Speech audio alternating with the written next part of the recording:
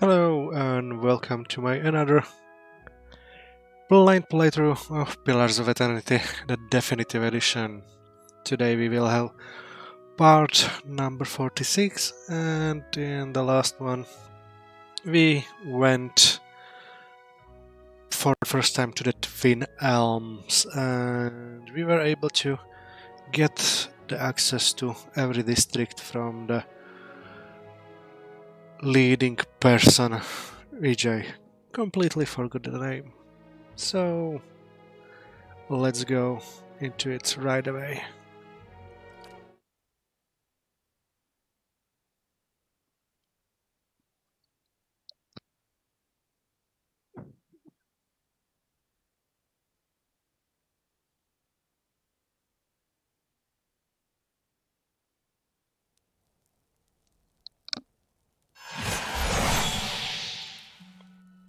So, as you can see, we have leveled it right away for Durance, and let's put all to the lore.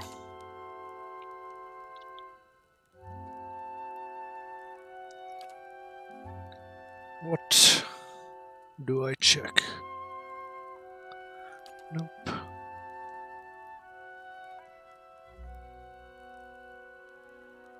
Oh, I'll take this one. Let's see what will this be. What? Anyway, as you can Yes? see, we are in front of Anamenthath battle. Right after we have opened the other districts. This is our party. We were able also to finish Palagina's characters quest, so sooner or later I will probably I'm ready. exchange her again for Adair, but we still need to unlock a little bit more with the kills this soulbound weapon which she is wielding. Oh? Anyway, let's go outside and we'll think what we will do. Oh, here you can see we are level 14 with everyone except, well, with half of the party. It will take a little bit more time with Sagani and Palagina. My brother fleeing in shame? I don't believe any of it. Orton is lying. This I claim. Who are you? Did I? Did I miss you last time? What brings you here? Sensing your approach, an agitated elven hunter suddenly drops his conversation and turns to face you. What kind of courtesy have you learned in your filthy homeland? A red stripe of pain gleams, pearly with sweat from cheekbone to cheekbone. We speak of Glenfadden mothers. Begone! The huntress in the group raises her closed hand. Still your heart, Ridai? Do not forget where you stand. She parts the fine strands of golden hair that float before her face and acknowledges you with a nod. In the house of our ancestors and the six tribes, we commune as one people. Ridai looks away and fumes in a restrained breath.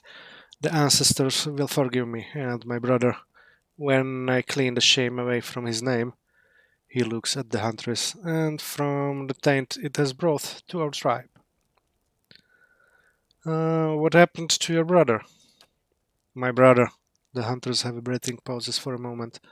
My brother Fjorm is the greatest hunter of our tribe. He set out on a blood hunt, but hasn't returned. And now, Arthur, that punny liar, he claims that my brother. Ridai clenches his fists. The elven huntress fills in the silence. Arthur belongs to another tribe. He is the hunter that competed against Fjorm during their blood hunt. She gives a glancing look to Ridai. Arton claims that Fjorm has exiled himself, deciding to not return to Twin Elms. Ridai scowls, his stripe of paint curves like an angry wound. Exiled, in shame, for losing to me during the blood hunt. Can you believe this, liar? Even though Arthur returned with the giant Stelger's fang as a proof, it's hard to believe that Fjorm would have failed to kill the prey first. The huntress digs her heel on the dark soil. But you cannot claim that yet, Ridai. Not until the Anamfather judged the truth. Arthur's weak. From a lower tribe, Ridai bears his teeth. He lies. I find the truth and clean my brother's name. You mentioned the blood hunt. What is it? We prove our worth in blood hunt. We set out to stalk and prey, always a dangerous creature, and only one kills it first. The elven hunter interrupts with an exasperated sigh. Yes, but we hunt as pairs, to bond as Glanfatan, as one, not as enemies. Two hunters, two tribes, one spirit. That is our way. Ridai glowers in response. Our way isn't to lie. We don't betray our brothers and sisters for our own gain. The blood hunt between your brother and Arton has broken the communion of our tribes, Ridai. Do not dig in this wound until you can claim the truth. She turns again to face you. Perhaps our customs appear strange to you, but despite what you now see, we Glenfaddanas holds our bond sacred. Why would Arthur lie about your brother? Ridai throws his arms in the air. Why? He looks at you and the answer very obvious. Ridai, please, still your anger. He does not know our customs. The hunter stirs you to you and nods. Artem's touch much to gain from claiming a victory of Fjorm. It brings renown and glory to his kin. As a tribe that twice split arrows. Arthur has no history, no name, and now he returns a hero while my brother. Ridai's face twists in ire, tricked, perhaps worse. Uh, Tell me about your tribe. Ridai's voice swells with pride for a moment, holding his anger at bay. We're the keepers of the stone. He lets the name reverberate in the hall. We're the first tribe. Our history runs across the ages, to the time of the builders. The huntress nods. We are one with the past, with our tradition and history. The best crafts and hunts come from our kin. Other tribes looks up to our proofs. They're consumed by envy. Ridai frowns. That's why Arthur lies about my brother. His tribe has no history, no glory. But now he claims is it for the twice split arrows, while we're left to bear a false shame. How do you plan to clear Fjorm's name? A bed of sweat rolls down Ridai's forehead and hangs from his red-painted cheekbone like a drop of blood. It quivers as the hunter's muscles twitch. I can't tarry here, while my brother's fate remains unknown. The Anafata must let me go. To judge Arton and to clean our tribe's name, they cannot listen only to your truth. The huntress lowers her head, glancing at you. Before the Anafada, only an impartial voice can speak for what happened. Ridai whips his neck, and a drop of sweat lingering in his cheekbone flies in your direction. You mean to involve this one? An Estramor? She points at him, her closed finger curved like a claw. Listen to me now. Autumn returned, with proof. Your brother did not even come back. The huntress blows against the fine hairs floating down over her face. The tribes are split. Something must be done. She looks at you, but this one's words move even stone.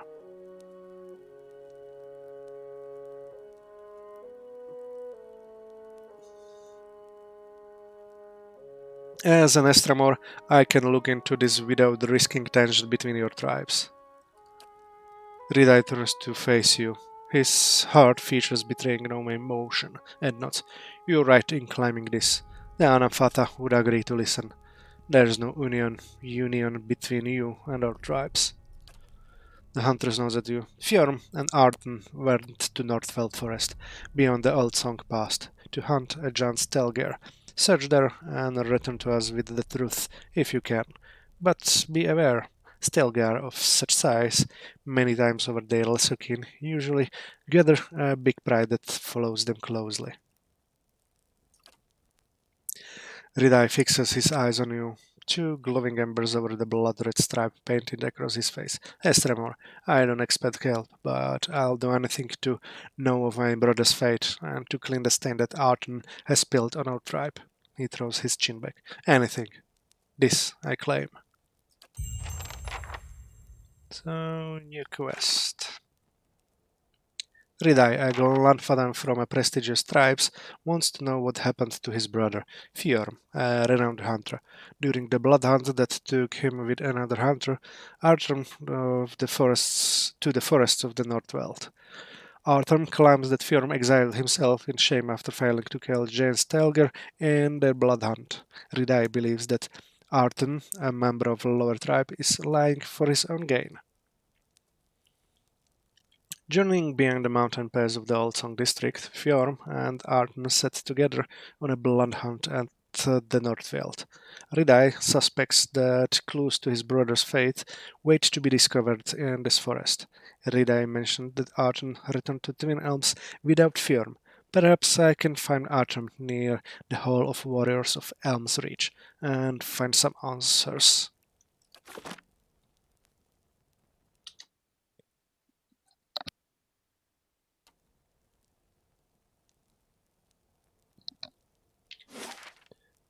So let's check Elms Reach. Do I connect it? Yes. Hall of Warriors in Elms Reach. There will be probably my next steps, but let me check a little bit on the tasks.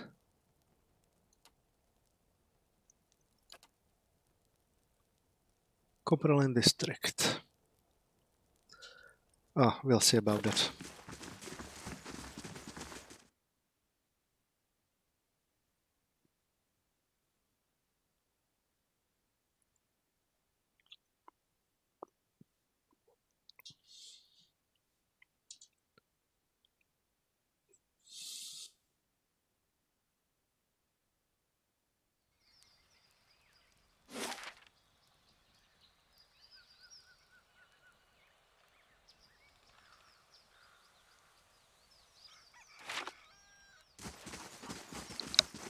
Okay, let's go to another district.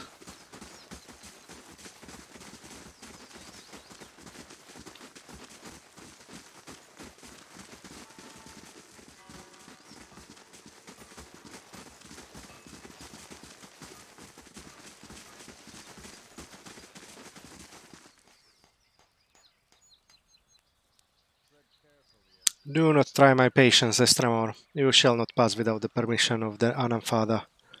I come to see the cornerstone with the blessing of the guided compass. The guard scowls and looks at his companion, who nods back. He turns to you again, his knuckles whitening around the shaft of his spear, always too cozy with the Estra Norm. Go then, and mind your step around the sacred stones.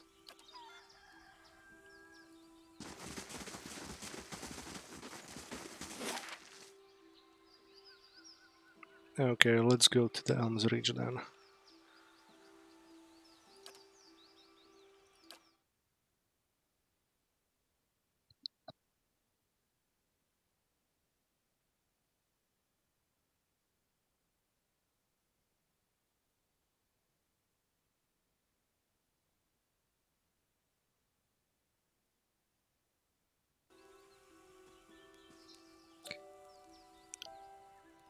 Be cautious. So, Be constant. let's see if we can find any hidden stuff in here first. The map looks beautiful, as all of them. Oh? Mind your path, Estramor. The guided compass trusts easily, but I don't. The guide Linus has grown old and no longer has claim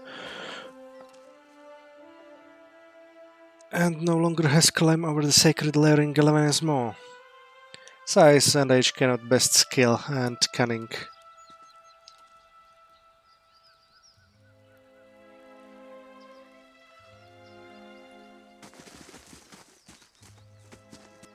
May Starlight guide you, foreigner. Eyes open.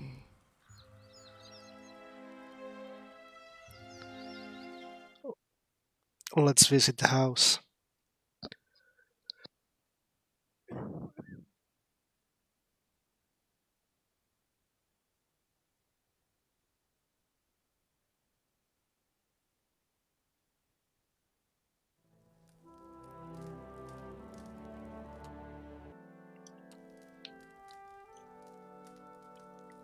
And again, everywhere, everything for stealing. You speak like a fishy crane, quick and clever. Careful thought, souls much indeed. Spread across a lumpy pallet of straw, the hide blankets are surprisingly soft. A wreath of straw woven with animal bones hangs from the shelf.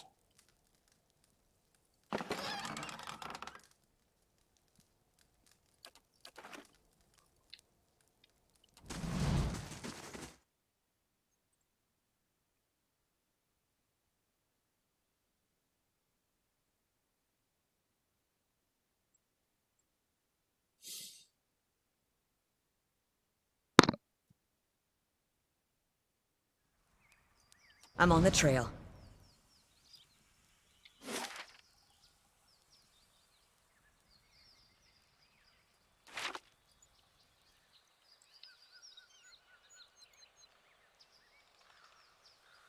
Did the builders make such grand things where you live?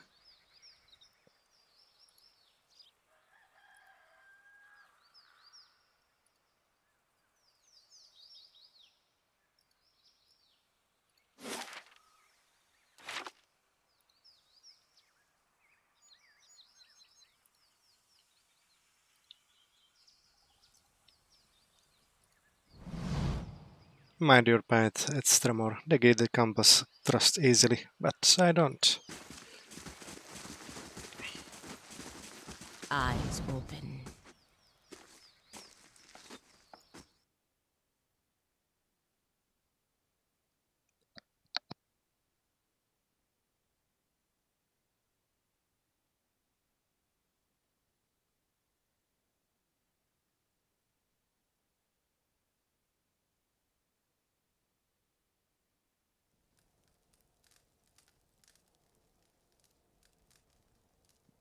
Interesting. Starlit garb.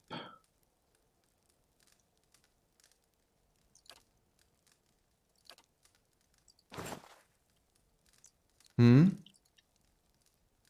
Unexpected.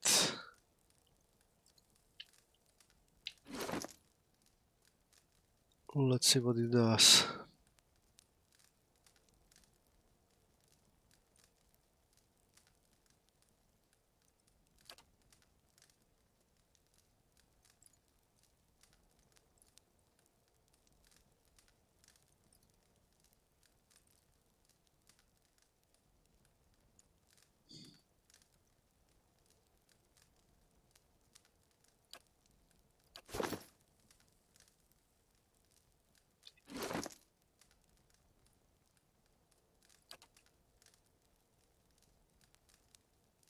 Constitution.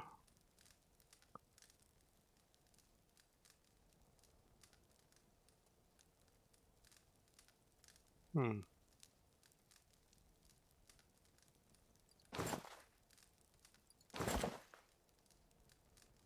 Interesting.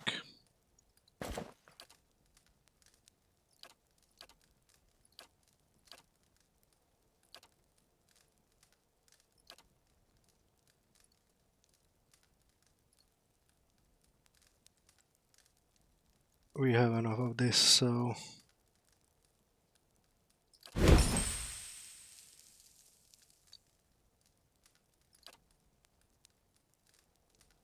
let's try to this.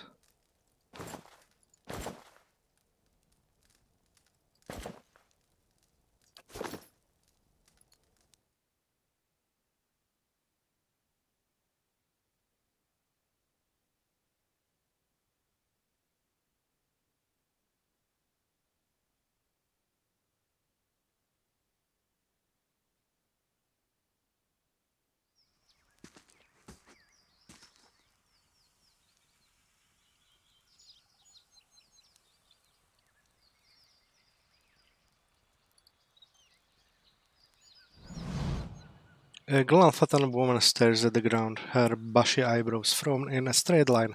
Never before has a man slipped past with so much ease. A sign, a dark sign. An elven man waves his hand in an arc over the ground. It has come to pass. At the end of the motion, his long fingers close into a fist. We could not have foreseen it. The Delemgan could not either. Many blessings, traveler. The woman shakes her head. And what does that tell us? She notices you, her thick eyebrows arching in surprise. Estramor, excuse us. We are not used to your kind here, under the great trees. If we can assist you, we will. Delemgan, what are they? They are ancient children of the giant Elms. Our people have lived with the two sisters in peace since we arrived hundreds of years ago. The Lemoggan call us friends. We call them our own kin, our protection, their wisdom. Together we share a strong bond. They have always lived under the shadow of the great elms. Walk until you cross the stream, and there you'll find the Delemgan sisters. Tell me about the man you speak of. Not Glenfadden broke into the tower. Here, in Elm's Reach, nobody saw him come. Not even the Delemgan. He moved in silence like a Stelgar in the shadows. Our hunters caught no scent until it was too late. But we heard the stones crack. When he stepped inside their Evron, dark omen, I say this. Goodbye. Dark omen, and the Delamgan could not stop it. Stop him.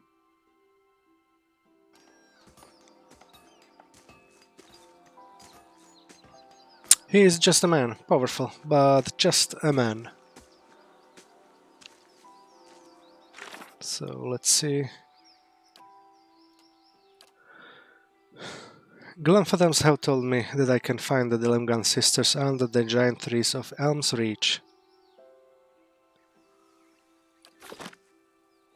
Eyes open.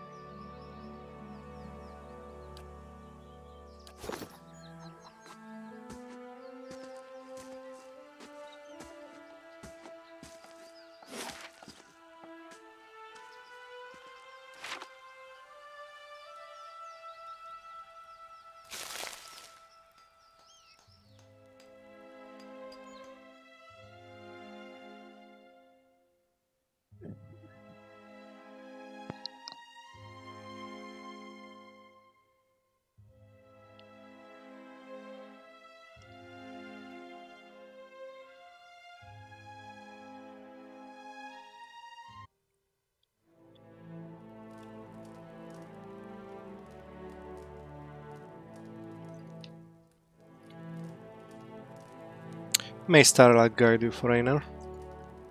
The fires gives off the thick, rich odor of burning peat. Peace upon your hearth. Okay, nothing here. Let's move along.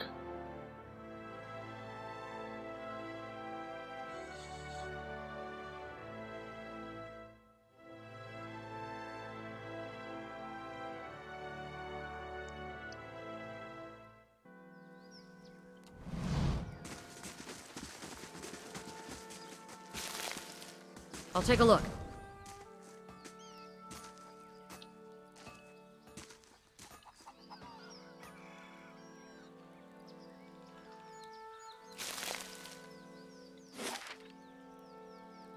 Hall of Warriors. I'll go there a little bit later. Or no, let's go there right away.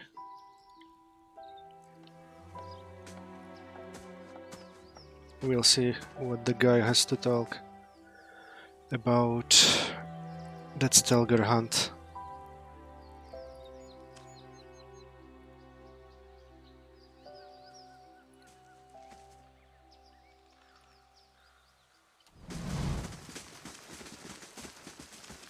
Quiet.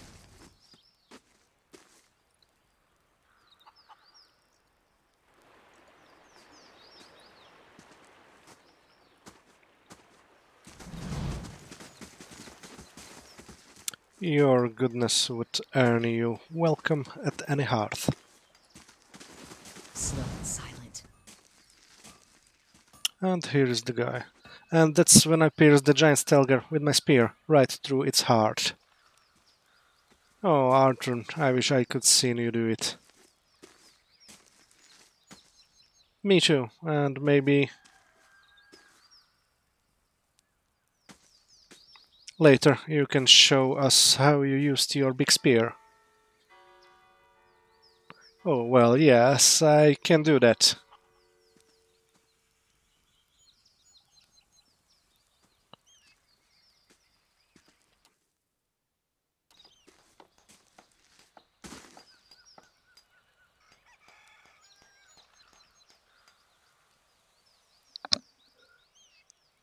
Let's check a little bit around first and then talk to Arthur, what he has to say. And why do you wear such funny clothes? I have no clue.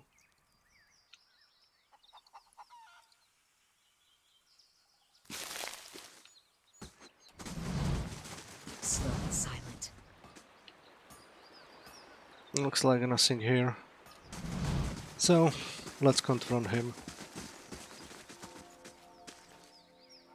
A lanky hunter grooms his stubble, a patched fuss of blonde hairs, while listening attentively to a young elven woman. She whispers in his reddened ears and giggles. With his head still lowered, he flashes a wide smile in return. The hunter notices you. He clears his throat and straightens his back, adopting an air of dignity. I've been expecting you. My tribesman had told me that you're to speak the truth about Fion's exile. He combs his spare stubble, darting a glance to the elven woman. Well, Arton doesn't hide that from the truth. Ask and I'll answer. Tell me about your tribe. We're young, the youngest tribe in Erglanfath. Arton hesitates for a moment, scratching his beard, and then spreads his long legs apart. But we're not weak. The other tribes have their history, and now we, the Twice-Split Arrows, are making our own. Arton puffs his chest and pounds it with a fist. We are true Glenfattans, true hunters. I thrown outwards. His patches of golden stubble sparkle alongside a glowing smile. It was me, not Fjorm, who killed the giant Stelgar.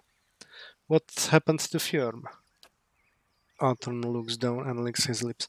Fjorm. He pushes the blonde bristles away from the edges of his mouth. Every tribe knows his prowess, a hunter of great name, but this time he fell behind. We spotted the giant stelgar on the Sentinel's Ridge above the waterfall of the North Veld. It was stalking for prey. Arthur slightly shakes his head. Bjorn wanted us to split. I'd lure the beast to the river, and I'd flank it. The hunter scratches his flushed earlobe. But the beast didn't come down to the river bank, so we tried to circle it on the ridge. I climbed faster, and there it was, ready to pounce on me. Arthur thrust his fist forward. I pierced flesh mid-air, rolled over, and stepped at it again and again. And it was that. The hunter pushes his mustache back and looks up. Fjorm couldn't believe he didn't earn the kill, not even a cut. He said he'd not return with the shame of losing to a twice-split arrow. Artem sighs. I plead that, but he was a keeper of the stone. He'd not listen, and now he's exiled. Who knows where? Goodbye.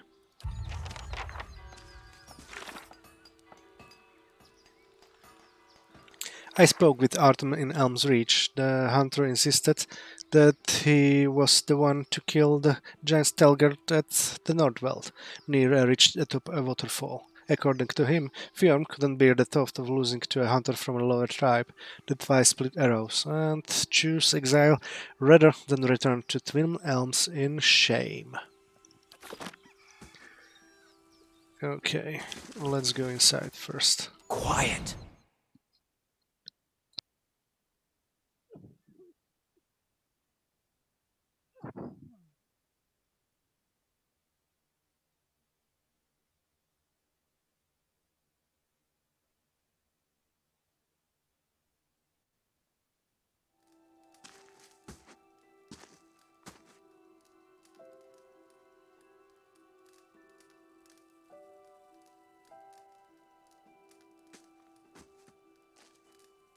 Some may disagree with Simok's methods, but all respect him.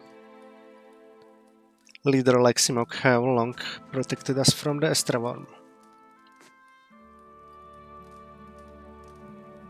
The table is scarred and stained from years of use. The heart still smells of freshly cooked game. Grease spatters the blackened bricks.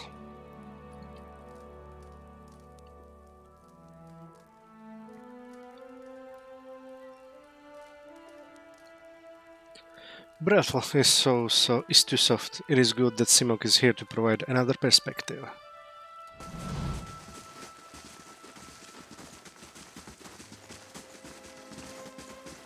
My thoughts will be as silent as my feet.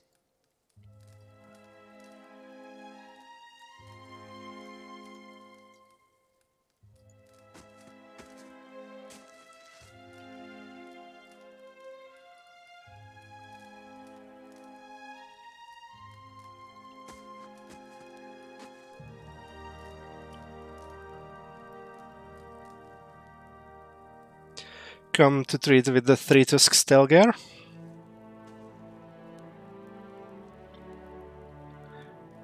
Though simple and unadorned, the blades are made of sharp and finely tempered steel. Okay, let's talk to him. Tread carefully, Estermore. A grizzled old elf, his hair braided and dyed, stands at one end of the hall. His arms and chest are cross-hatched with the pale seams of scars. His crooked smile looks like another. It's not many Estramorm who are permitted into our sacred city. Battle must be feeling especially soft today. Come to hear your future at Terevron? His smile widens, exposing a row of yellowed crooked teeth, or to make your own at Bloodsands. What's Bloodsands? An ancient place of sacrifice. He laces his fingers together. In a cave by great elms themselves. Restin and his druids have been an integral part of Glenfathan society for generations. No matter what some of the other tribes might say, Air Glenfat has held its own against the Estramorm, because some of us still understand the power of sacrifice.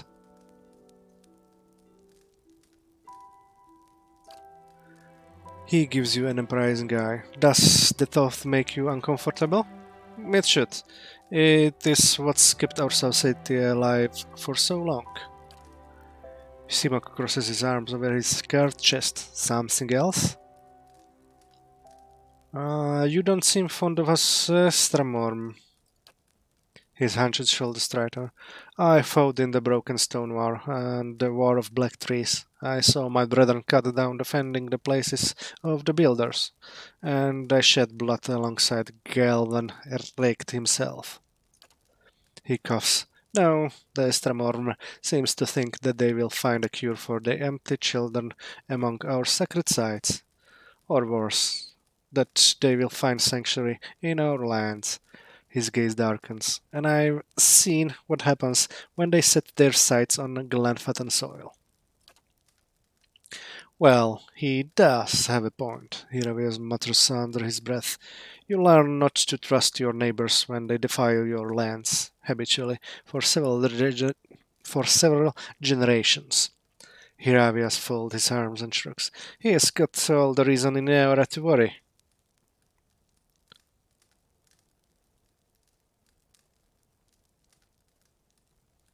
Isn't there room for you both? He snorts. In 200 years, Defiance Bay and the New Homar have outgrown their own crooked cobblestones. They rupture and reek like bloated corpses. No, inviting them into our lands would be the end of us. In my 250 years, I've led my people through 2 wars. Our borders have remained intact, and largely through the reputation of Three Tusks Stelgir. His voice drops to a growl. I've sired a dozen children, but none have been deemed fit to take my place. I care nothing for the legacies that obsess the Estramorm lords, but it is important that my successor continue this path. Uh, is your role hereditary? Not entirely. We believe that the souls of our ancestors come back to us, that a strong soul may bear many more. But all soul must be tested by our elders. The Rio looked first among my children for a successor, but their souls were weak. Ordinarily, they would turn to others in my tribe, to clan heads and their families. Ordinarily, he levels his gaze. But we share a tradition of fostering the children of other tribes, and Anamfath of Fisher has trusted his youngest to my care, he grimaces. And as none of my own bloods are fit to take my place, the Rio will look next to this bog child, the kin of another Anamfath, and my foster daughter, to take my place. You should be so lucky, Hiravias chirps. This young fisher crane lass is a great gift. You should be thankful. Hiravias' voice becomes a low whisper, especially given your familial feebleness.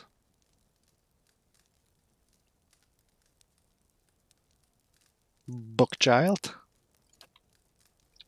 His shoulders stiffen. I have nothing but respect for Krisha Crane, but their ways are not ours. The Orlans of Fishgren have lived in Tyndbog for 1,000 years. They are cunning and furtive by nature, which serves them well when they have swamplands to hide their movements. He crosses his arms, but this will not deter the Estraworm on open ground. I think you underestimate what a few stealthy archers can do. He points at the warriors gathered near the fire. Our savagery has deterred the Estramon from further encroachment. They still tell of our deeds in the Broken Stone War, but if a child of a Fishikarine leads our tribe, we will lose that boldness, and the Estramon will lose their fear for us. The child will be influenced by the souls of her ancestors. In times of crisis, she will look to her kin in Tyneborg for the guidance. No matter what I might try to teach her, it will not be enough. He considers you. There is a way you could help. You have the stomach for it, but I think you have the perspective to see why certain unpleasantness may be necessary. Go on. This Orlan girl has the soul of a leader. If it were passed to one of my own offsprings, our tribe would remain strong. A Stelger at Simok's side scratches its massive head on the Anamphad's leg. He remains steady on his feet. The druids of Bloodsands have a way to do this, and they understand the importance of a strong line of successions for three-tusked Stelgar. Ireavia steps in close, whispering, "This isn't right. Souls just aren't passed to another without." Ireavia falls silent, his fist clenching. He gives you a key. There's a house in southeast Hardsong, next to the river. The child will be asleep, and I've arranged for her to be unattended for a time. His voice becomes a quiet rumble. Take her and bring her to the Keeper Verda in Bloodsands. She knows what must be done. When she presents you with the liquid essence, bring it back to me.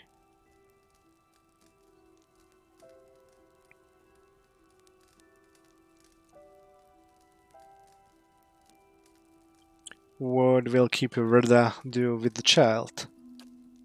His scared face twists again. Have you seen the rituals of Bloodsands? She will sacrifice her. It is the only way to distill her essence. Saganin looks Simux up and down. I could take him. She looks to you. Please, let me take him. The Orlan child? Go on.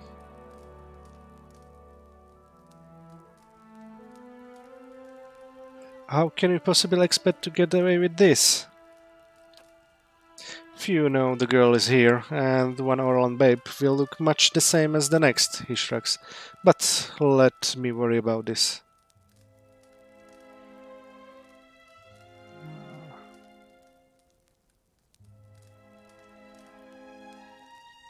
I won't do this. I do not relish the deed, but 2 centuries of leadership have taught me that all things bear a cost. He nods once. Consider it well, Destremor. I am not about regarding those who are of service. Tell me about three-tusked Stelgar. The boldest and fiercest of the 6 great tribes of Erglanfat. It was we who first defended against the Estremorm, who came to shore 200 years ago. He raises his chin. We have always been the border tribe, and it has always fallen to us to hold the line against outsiders and invaders. Hiravias leans in with a whispered voice. The way they keep mentioning battles of old, you'd think they're the three-tusk martyr tribe. They are indeed fierce, and their history is rife with glorious deeds. I sometimes think they'd fight the other tribes if they didn't have trespassers to hunt. What do you do here? As an Amanfad of Trita Stelgar, I guide our tribe in all matters. He looks to the main room of the hut. Where others have gathered, I am in Twin Elms to confer with some of the other Anamfada about the honor Fen, your Hollowborn. We only have such birds here on occasion, but it has made us more vigilant about our neighbors. One Stelgar stretches, flexing its claws. Simuk's eyes narrow. There are some of us who believe your Nolten to be a punishment for the defilement of the builder's site. Others say it's a plague carried by the Estravorm. All answers to fit their hatred. There is no reason to believe a word if it is true. Goodbye.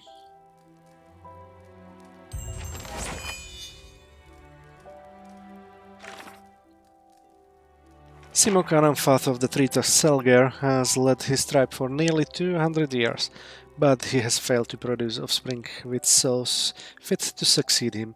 Simok confided his fears that his tribe, which defends the Glenfaden border, will grow weak without aggressive leadership. However, he told me he has found a way to endow his next child with a stronger soul. Anamfat Simok is fostering a daughter of the fisher prince Anamfat. He asked me to bring her to keep a record of the Ethink Null for a ritual that will allow him to consume her essence. The child is in a house by the river. Simok has arranged for her to be left unattended. Simok admitted that the ritual will involve sacrificing the child. Well, not gonna do that quest. Too much of a do-gooder I am. Liras, a young man approaches you with a swift and purposeful stride. While you've never met him before, he has the same stern, wild look as Simok. He doesn't speak until he's right next to you. When he does, his voice is quiet. Wait, I saw you speaking with my father. Say nothing.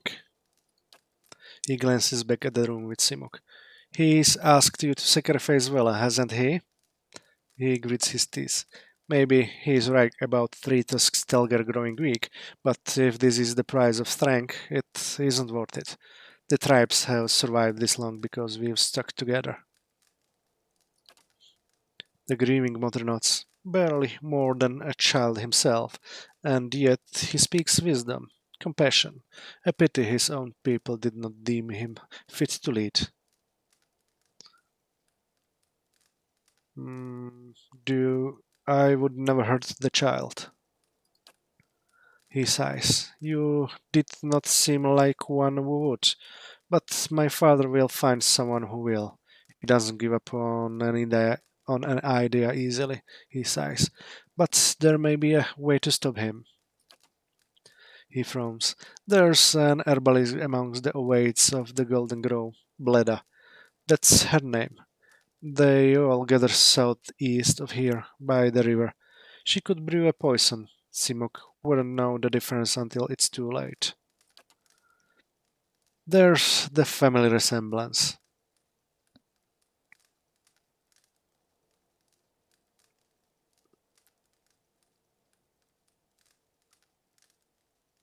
Why not just return this child to her birth parents? It's complicated. A child sent to be fostered by another tribe isn't allowed to return, unfortunately. Explaining that we're shielding her from my father would make matters much worse. For both tribes. He tucks a thin braid.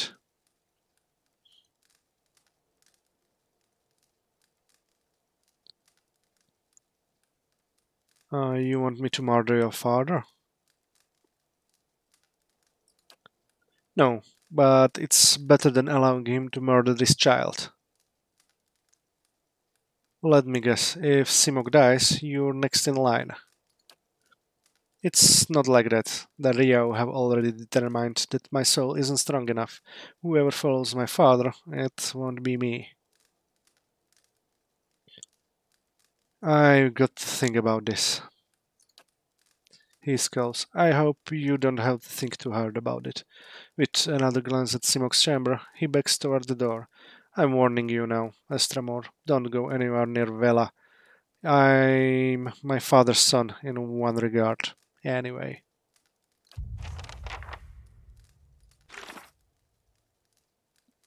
Simok's son Liras confronted me about his father's plan. He asked me to poison Simok instead. I can obtain a suitable poison from Bleda, one of the owates of the Golden Grove.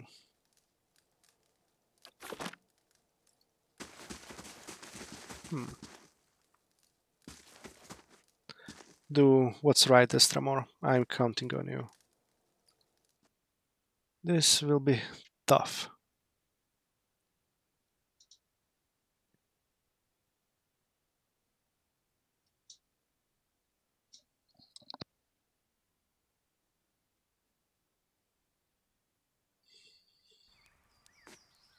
Eyes open.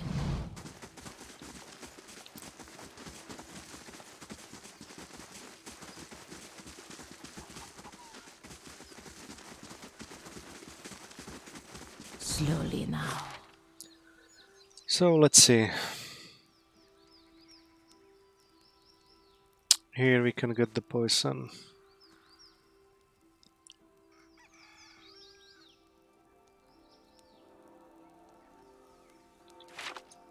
Let's see.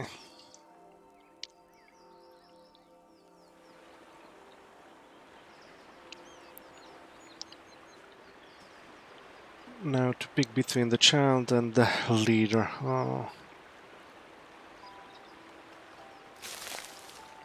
I think I pick the leader. The clear water tastes sweet and refreshing.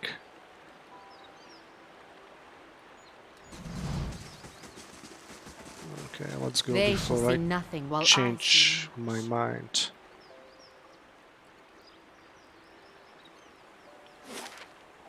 Let's go to the Golden Grove. You have stayed true to our cause, Inquisitor, when so many others have not. For every heretic we confess, for every betrayer that burns on our pyres, new sheep continue to flock to Iavara Exencios. But not you. I underestimated you in the beginning, but no longer. You honor me, Grand Inquisitor. It is not for honor that I summoned you today, but for duty. Too many of our own have confessed upon the wheel and the rack and the flame. Too many of our faithful have had their minds poisoned by the Kratom witch. The tide is against us now. We have but one option. Iavara's following must see her exposed for what she is. She must confess her heresy before my court. How would we reach her? Not in Kratom, surely. Their lord has embraced her heathen faith and protects her with his army. But in Oceanus, things would be different. The king of Oceanus is a sinful man. We have helped him to see the error of his ways, and now he fears for his soul. He would pay any price for absolution.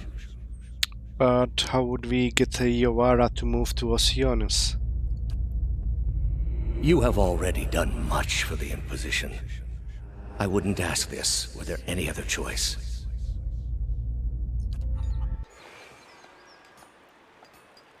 Interesting. They shall see nothing while I see much.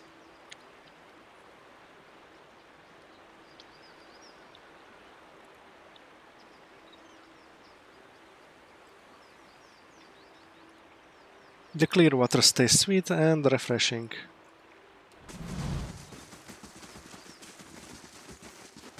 Be cautious. Be constant.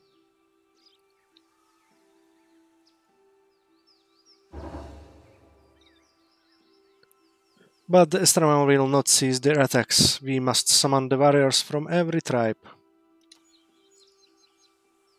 Beware, brother, their lands would soak red, and so would our souls.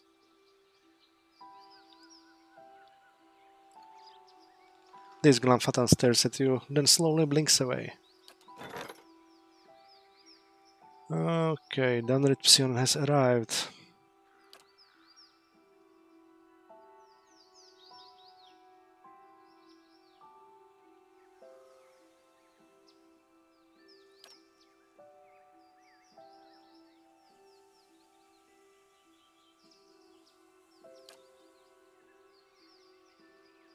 Interesting.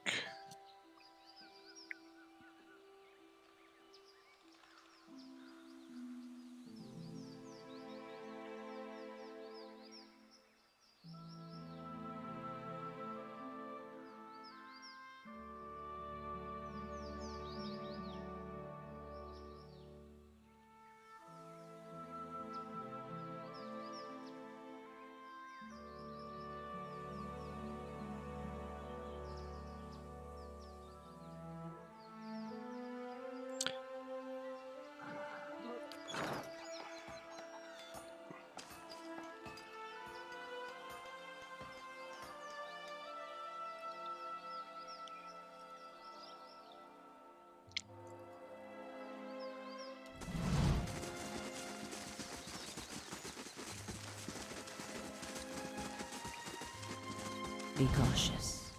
Be constant. Until Erona returns, speak with Eselt.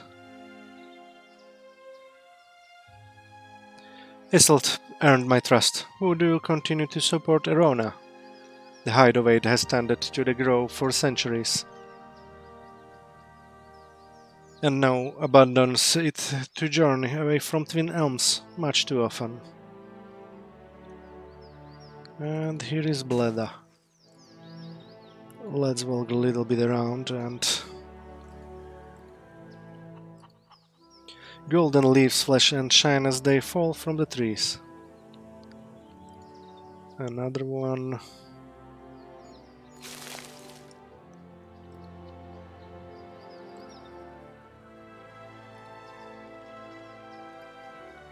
The bark feels warm. The roots almost seem to twine around your hand.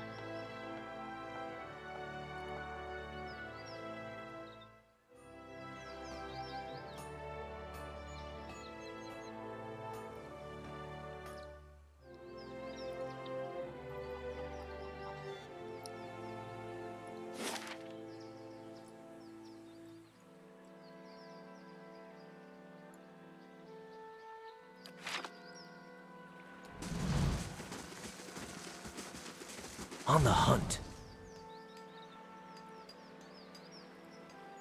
Golden leaves flash and shine as they fall from the trees.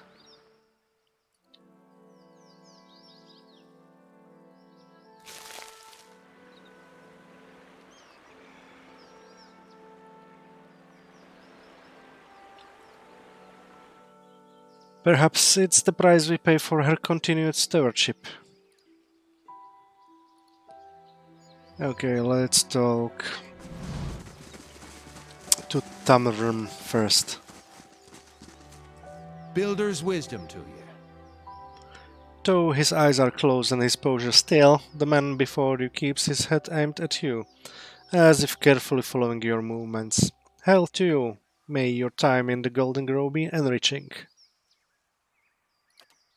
And hail to you, Autumn Orlan. The man says with a bow to Hiravias. Hiravias' eyes widen in surprise and his one good air stands on end. How on earth did you... The man's eyes remain closed, and he says with a smile, "Tranquility begets a receptive mind." He opens his eyes, revealing brown irises clouded with the beginnings of cataracts. "With my eyes I see your birth form, but when I look inward," and with this he closes his eye again, "I see Autumn Stelgar." Let Hiravias talk. I don't know how you can sense it, but you're right about me being the Stelgar. What do you know about the beast? Why was I ostracized just for being able to assume its form? Is there a cure? Tamarum smiles, his eyes remain closed. I know the beast is often sent by Gallavain sort of trial. Many Anamfather here are tested by the Autumn Stelgar. Those bested and consumed by the beast have their soul torn from their bodies and lost for all time. So, my tribesmen were right. Hiravius looks crestfallen. His posture slumps, his gaze drops to the ground. Are you saying I have such a terrible power? This must be some sort of... If your spirit form were a bee, would you be mystically compelled to make honey? Were the birds, would you spend all day making nests? Tamron opens his eyes once more and looks Hiravis up and down before wincing and shutting his eyes once more. I am saying this is what the animal your form resembles is known to do. It seems you are eager to leap to your own conclusions. I would not normally advise one to speak with the circle at Bloodsands, but given your circumstances, the ethic knoll may prove of insightful. He turns and, with his eyes still closed, points to the northwest. Read the stone slabs carved by the druids of the Blood Sands. There are answers to be found, as well as more questions, but you must explore them for yourself. Is there any more you can tell us? Only to trust in Galavain and trust in Whale. Both have blessed you in their own difficult ways. I appreciate the attempt to lift my spirits, Hiravius grumbles, but that doesn't really help. Hiriaves sighs and digs into his air stump with his index finger. But he has a point. I shall trust Whale has something to show me in the blood sands. What exactly is written on these stones? Much of it is utter rubbish on the incessant need for sacrifice. His calm countenance wavers as he says that last word with spit and hiss. But amongst the dogma are a few bits of wisdom on Gallowayne. Your friend will understand. Let's get going.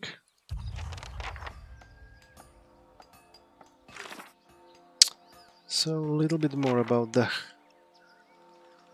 Hiriavia's personal quest. We spoke with Thamrn and Ovid of the Golden and Twin Elms. He was able to sense Hiravia's connections to the Autumn Stelgar.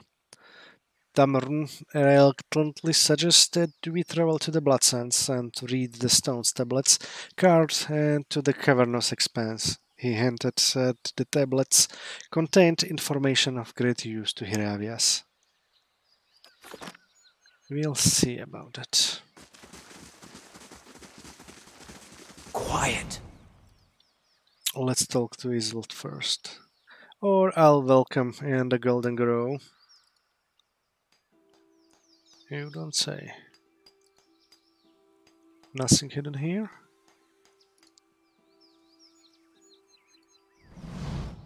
An elf with placid green eyes nods in greetings. Welcome to the Golden Grove, traveler. Estramore? Do you seek the wisdom of our herbalists or simply to bask in Veretza's glories? What do you believe? We believe that the knowledge is found in the earnest exploration of the natural world. She tilts her head. We do not, as some have said, oppose the gods.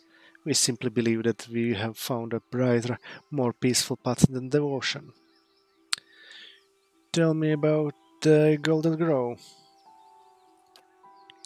We are the Owaits, druids, philosophers, and students of nature. We gather here to share our knowledge and celebration. She gestures to another elven woman standing near the entrance to the grove.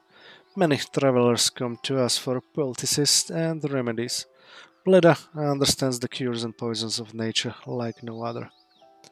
Who leads your order? High Ovate Erona leads us. She sometimes journeys to Elmshire to renew her strength.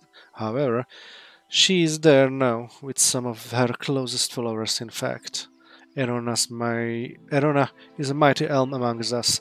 She's lived for generations. There are none who understands the world as well as she, and we are fortunate to have her wisdom to answer our questions. I'd like to know more about Erona. Her eyes brighten. Why? You must meet her for yourself. She is wise and kind, and she has lit our aura from the beginning. Yet she walks among us and gives freely of herself. She turns her gaze to the great, twisting elms. That is what so many of us cherish about her. She is present among us in a way that the gods never are. I must go. Okay, so if I understand it correctly, Erona is somewhere in Elmshire.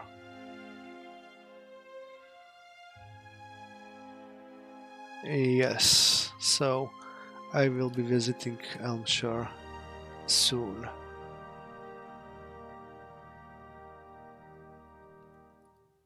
Okay, let's go talk to Bleda.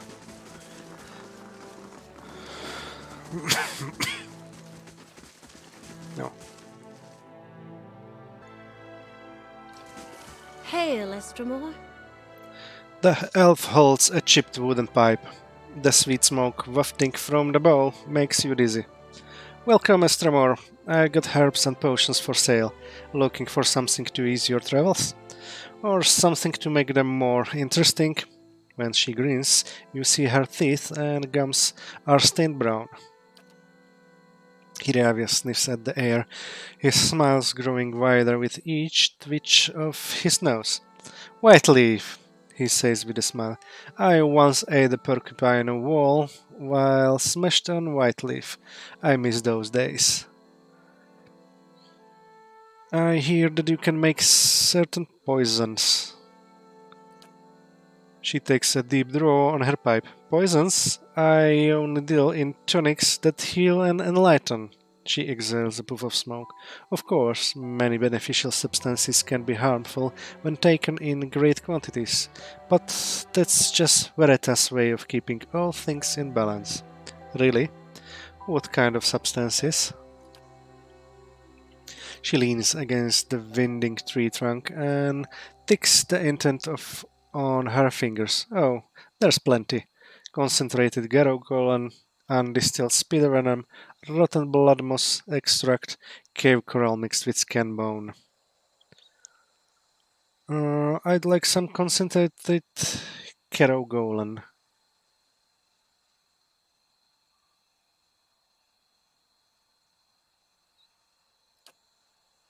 She stops counting and scratches her head. What would you want with something like that?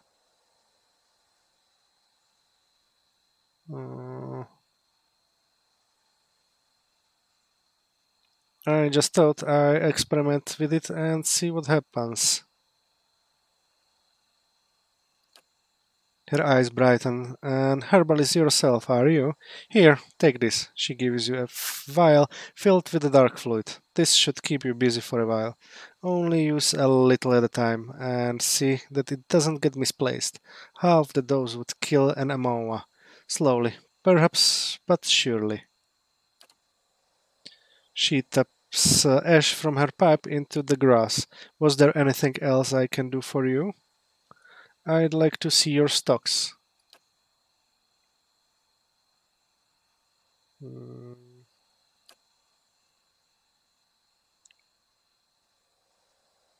Tiny Spowling. Pet. Let's trade it.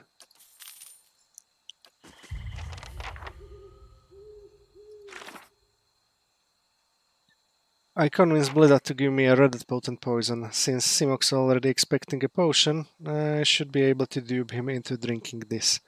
While I already have the poison, I still can make the baby and bring her to Verda, and Bloodsense to follow through with Simok's plan.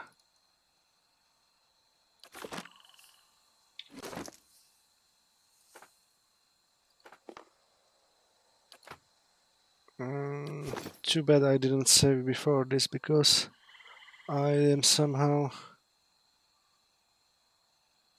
interested what kind of other poisons are there to get. Anyway, I will still think a little bit about that request. We foster her unnatural longevity, nothing else. This I claim. Hmm.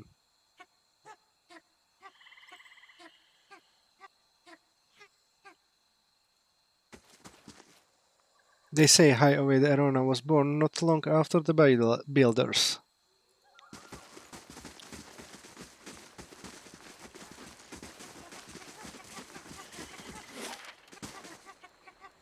Okay, let's check this. Be cautious. Be constant.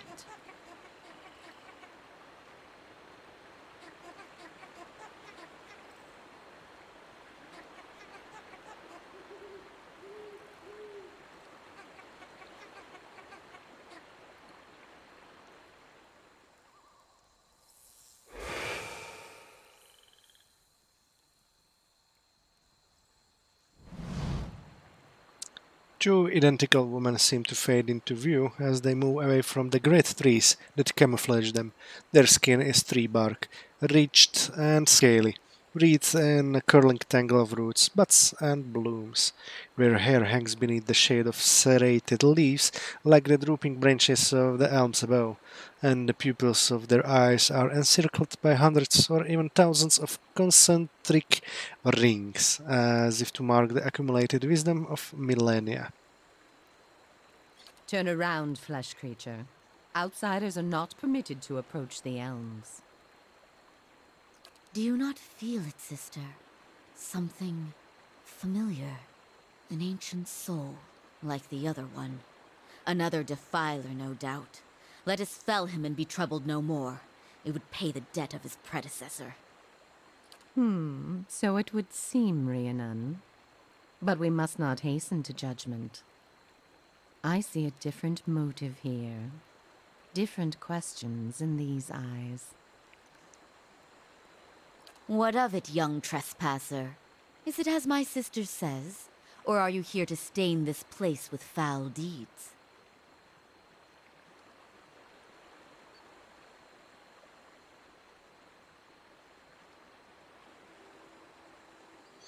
I seek a man who came through here. It sounds as though you have already met him. There! By his own admission, Sheetha. Really, sister? And you wonder why your leaves begin to fall out before midsummer. Clearly that man did not want to be followed. Whatever the relationship here, I suspect it is anything but cordial. Sida turns back to face you. The answer is yes, old one. We crossed paths with Theos not long ago, and we can tell you where he went. But I find it curious that anyone would seek him out. Suspicious, even. If we are to help you find him, we would know why.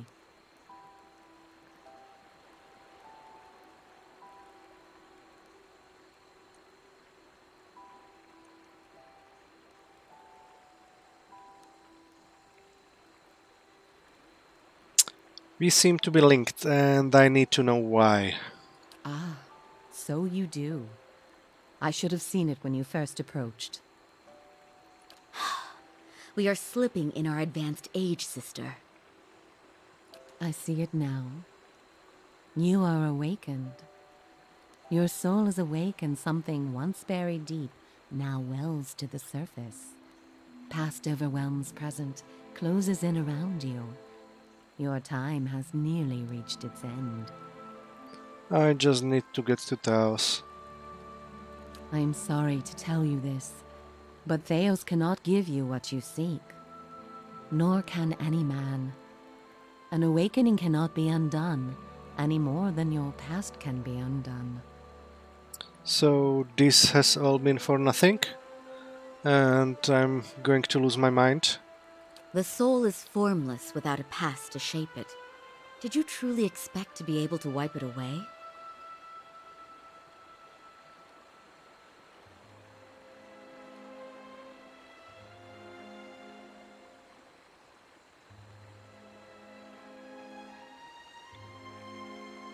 I'd rather have tried to put things right.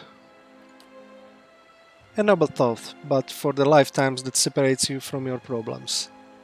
However, as much as my sister speaks truly that there is no way back from an awakening, there may yet be a way forward. Would you agree, Sheetha?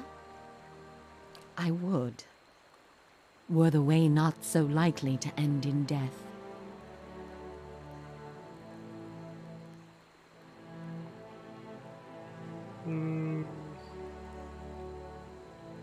That may be preferable to what lies in store for me. It may, but not all deaths are alike, and the man you pursue is versed in thousands of them.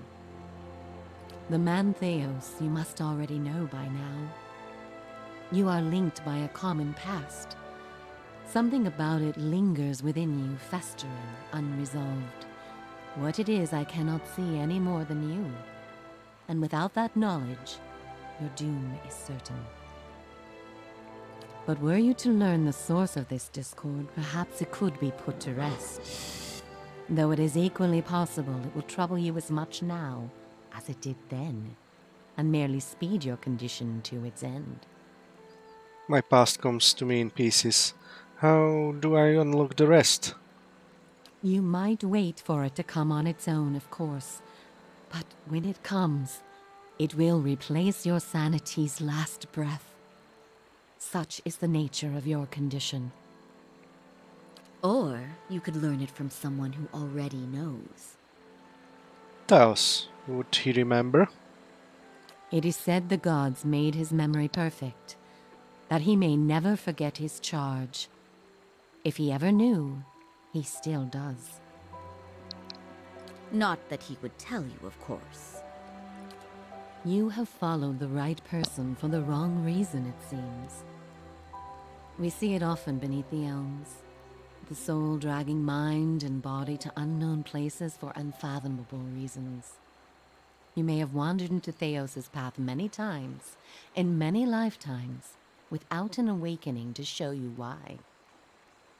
The only thing that's certain is you did not find what you sought. You said you know where he went.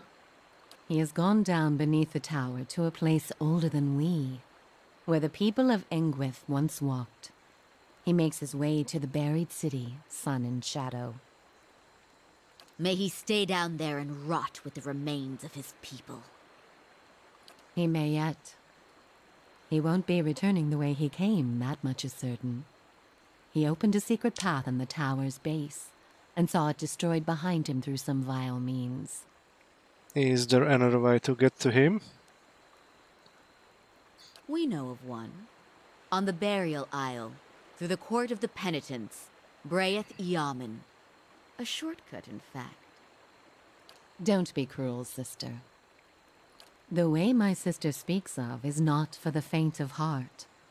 A great pit at the center of a forgotten court, where faiths were judged in place of crimes. To most, it is simply a gateway to death. With the help of the gods, it can take you where you want to go.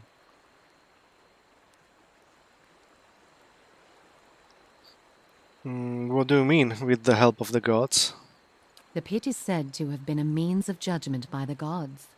Those cast into it are meant to die. It is that way you must pass to reach Sun and Shadow. The court is old. We do not know much for certain, but it would seem only the gods themselves can grant passage. What is this court? No more than a ruin now. It is older than we, a place for the trial of heretics. We were not here to witness it, but at one time there was a group that refused to acknowledge the gods. Neither the first nor the last, of course, but these were numerous and all put on trial for it. Those who did not repent were cast into the pit and imprisoned below. The fall killed them, of course. The prison was not for people but for their souls, and their sentences were eternal. It is said that many of the condemned repented and were permitted by the gods to ascend from the pit, so long as they pledged their service to one of them. But these are old legends. How would I ever get the gods to help me? Behind us is Ter Evron, said to pierce the shroud itself and a place of communion with all gods. If ever there was a time for prayer, you have found it.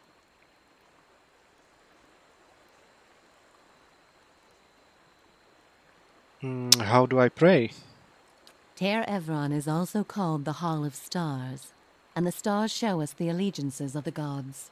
When stars are in conjunction, we know the gods they represent are aligned as well. You should choose a place to pray where you'll be closest to those you want to hear you. If a god stands alone, you should pray to that god. If they band together, you should address them all. Choose your words wisely, for all gods expect proper homage, and none has patience for fools. Is there no other way? None. Who would I pray to? Any god you can, I should think. I would pray first to those gods you like best.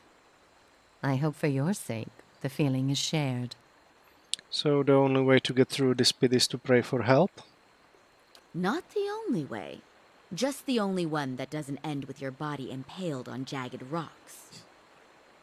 I have other questions. What do you wish to know? How did you know I was pursuing tales? The same way that you are no doubt able to peer into the ether and experience the souls of others. It is something we are born with, some more, some less. A gift common to many creatures of the wilds. You share certain similarities with the man you pursue. For your sake, I pray they are few and of no consequence. You mentioned that people come to these elms without knowing why. A soul has a will all its own. Its needs and whims are seldom understood, but hey, follow them all the same. But they follow them all the same. There is something about this place that reaches beyond our understanding, something like a beacon. The Elms have a way of uniting souls that have been seeking one another, with or without their owner's awareness. Sometimes it is for love, sometimes for vengeance, sometimes for peace. Often it is for no reason we will ever know. In your case, let us hope it is for peace. Or vengeance. I want to know about the two of you. There is little to be said about us, for we are bound here, caretakers and defenders of this place. Our journey has been over time, but not distance, measured in observations, but not experiences. We have seen the elms grow tall. We have seen cities built, burned, and built again. The only constant has been the tower, a silent companion through the ages. You can imagine why this recent destruction has stirred my sister so. If you do nothing else, make that man pay for what he did here. I need to know about praying for the support of the gods. We will tell you what we can. For I will. Before you go, tell me this, old one. I'm curious. If you were to subdue your enemy, what would you do with him? What would give you peace?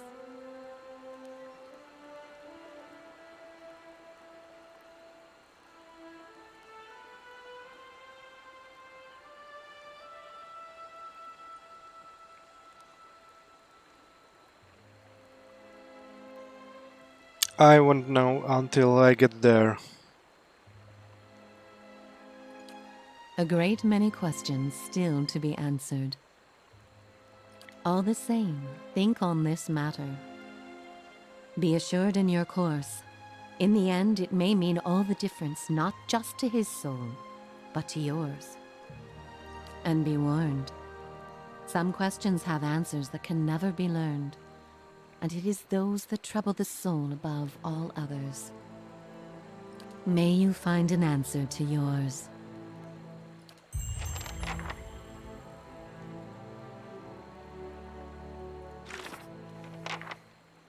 The Delmgan sisters directed me to Tear Everon to petition the favor of the gods.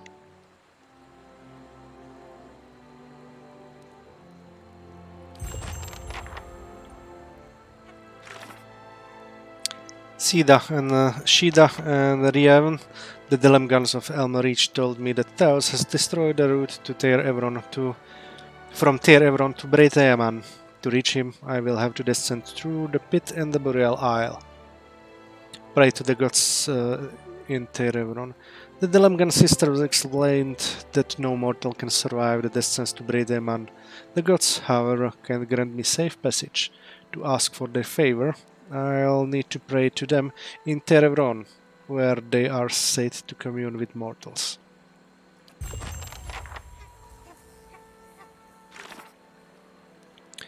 The Delamgan sisters of Twin Elms know that Taos has escaped into subterranean path to an unwritten location called Sun in Shadow, blocking access behind him.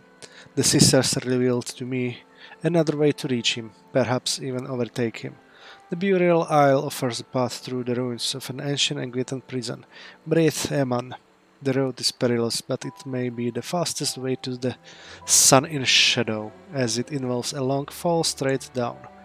My hallucinated memories are becoming more frequent now, barely distinguishable from the walking world.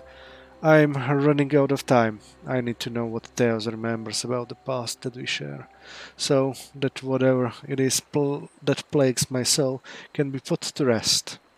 I will learn from Shida and Riven that the way into the Sun in Shadow lies in the Burial Isle district. There is an ancient core there that can lead me to Taos.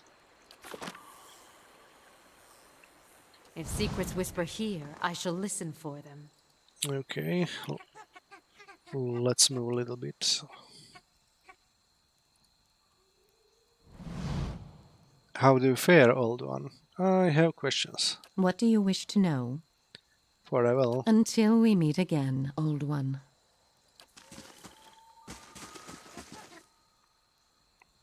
How do you fare, old one?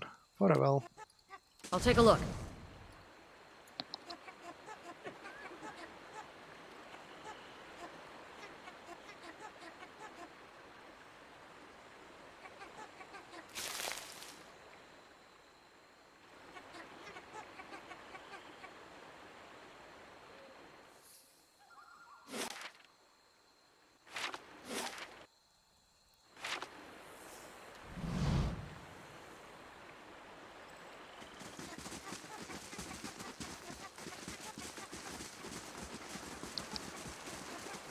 I'll take a look. Are you sure of what you claim? I hoped that the sacrifices would have waned. With the frontiers again open, I assure you, we'll need much war paint in the coming season.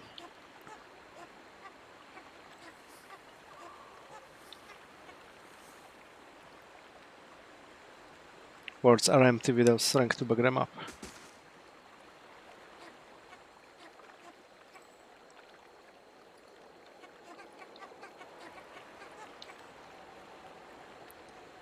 Clear water tastes sweet and refreshing. Supplicant. There's no great honor than dying for one's tribe. If some fall in battle, how is this different?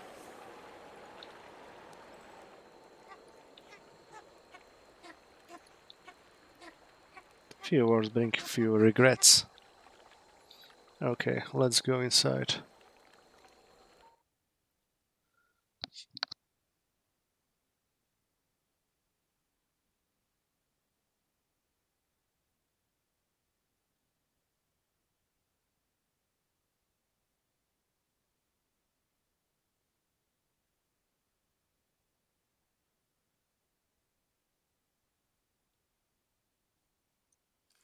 Yeah? Let's see if... Oh, what is it about Delumgon that gets my tree trunk blooming? My logic tells me that they don't have any good poke holes and probably kill you after copulation. Still.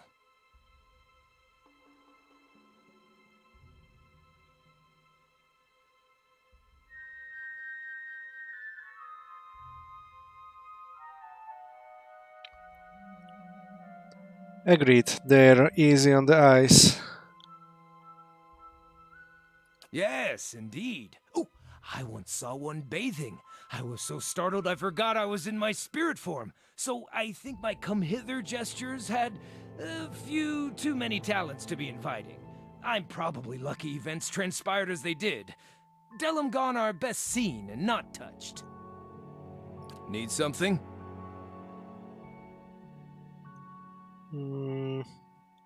That's all for now. Let's continue our journey.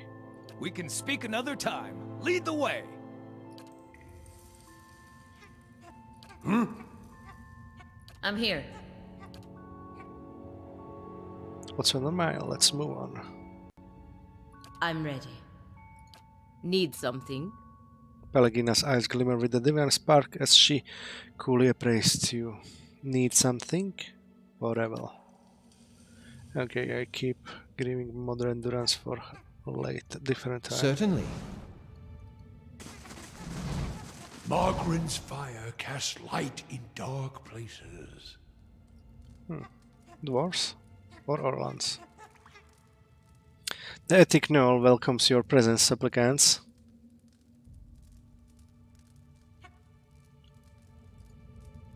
Essence taken by force may A cute story. Two guys meet in the belly of a soul-eating creature. Maybe someday I'll eat two of the most insipid dear wooden lumberjacks, and they'll spend an eternity discussing beer whilst haunting my colon.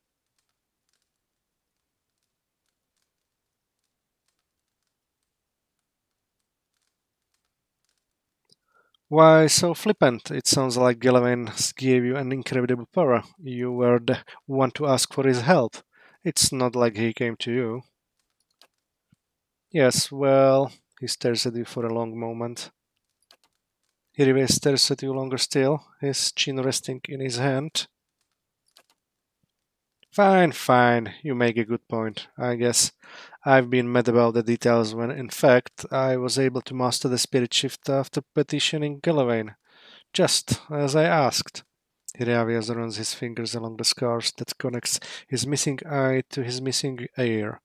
I wanted to be a better hunter, the greatest. There's probably some lesson here about tempering one's desires. Still, I have a hard time believing that me spirit shifting and mauling anyone is going to make anybody whole again, despite what this tablet says. I'd like to look at the other tablets and see what they have to say.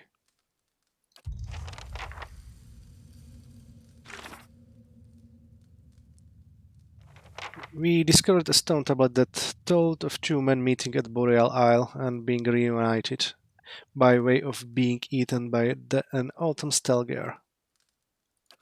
So let's check it again. Essence taken by force may Upon Burial Isle, the Ah. two men meet again for the first time, though it was the last thing they did. The many-colored beast rent them both asunder. They were in death, merged, and made whole again. We already read this inscription. Let's try another one. What was there? Essence taken by force may sustain one, but essence given freely empowers many. Okay. Let's check another one. Smoke curls up from these charred skeletons. The smell is nauseating. On the hunt.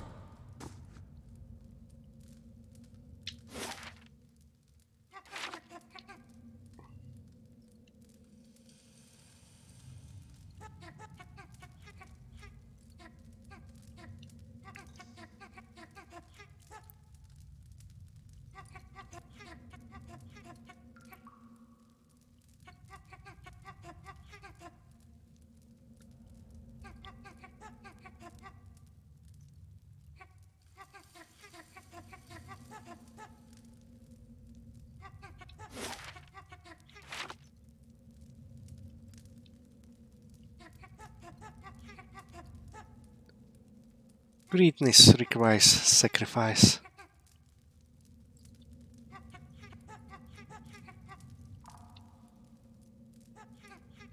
Keeper Rda.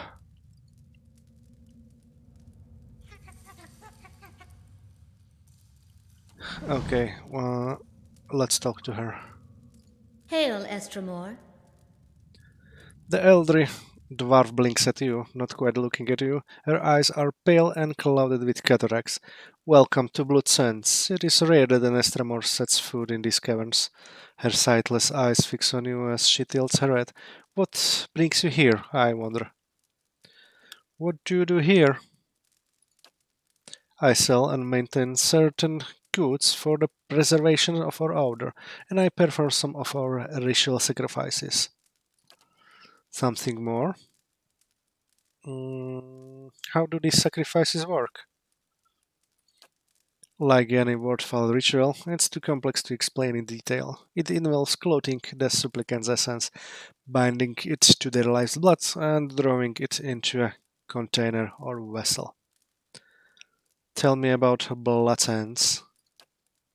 This the raw, bloody heart of Ale Glenfath, where some come to give their essence back to their people. Her dry lips bend into a sudden grin, where others seek a noble escape from their trials. The legacy of the builders to the tribes was not merely Adra and stone, but a sense of community, and it is here that the Glenfathans come to sacrifice what is most precious, even their own lives, to preserve it. I'd like to see what you have for sale.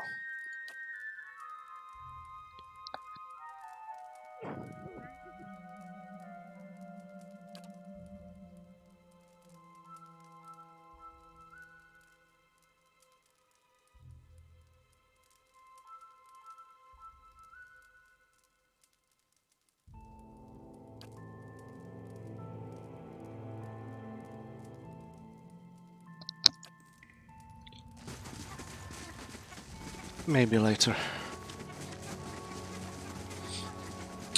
Anyway, let's talk to the guys here in front as well before moving further.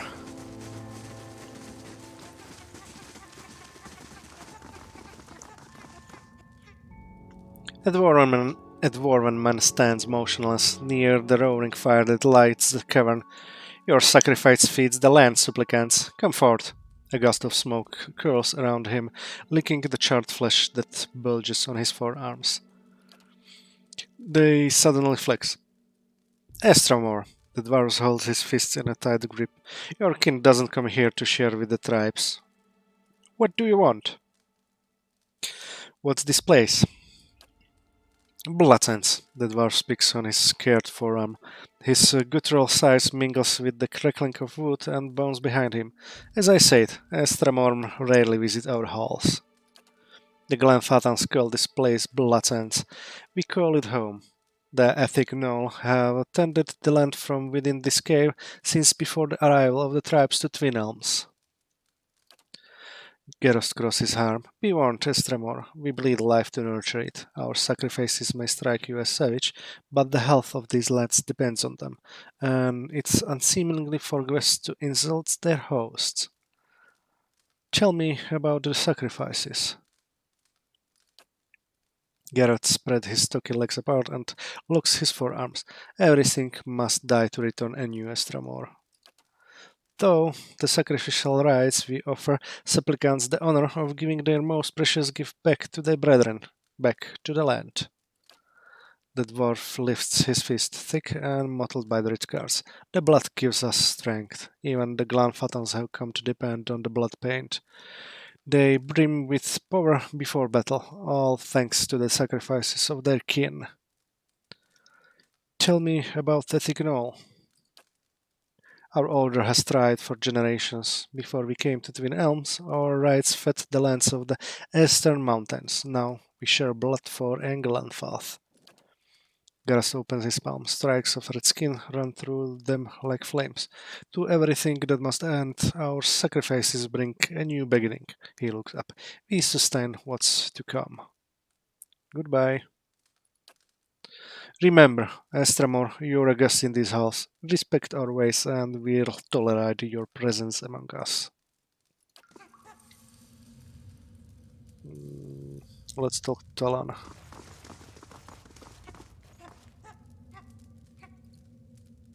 All of the Amanfata have called upon the Ethignol for Warpind at some point. Okay. Then I think I will buy one Warpind as well.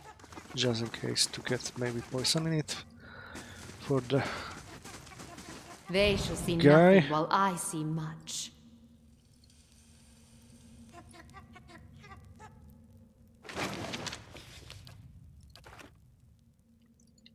Naka? Who is Naka?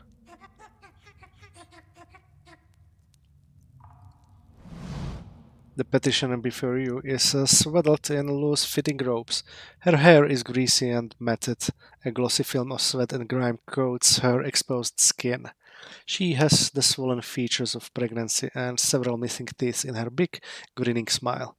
As you approach, she slowly turns to you and examines you from head to toe, smiling the entire time. Jews, stay to you, she says. Despite coming from a wearied body, her voice sounds resonant and relaxed. I'm Naka, midwife and lorekeeper. Her hands run across the slight bulge in her belly. She rolls her head back and sighs a relaxed purr. Are you feeling well? Flawless, she replies. Apologies, I should be left to my meditation. The rite of strength is invigorating, almost overwhelming to the senses. She reaches down and cradles her belly in her hands and turns away. On the hunt. Okay.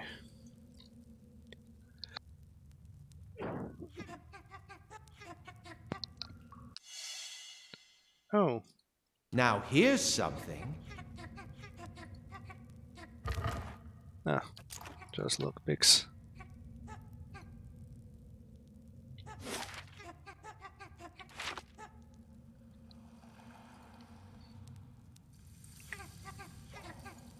Let's talk to Chanter.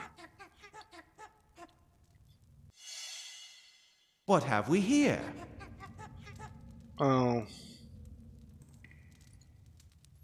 The silent chanter eyes you steadily. Oh. No stealing. Quiet.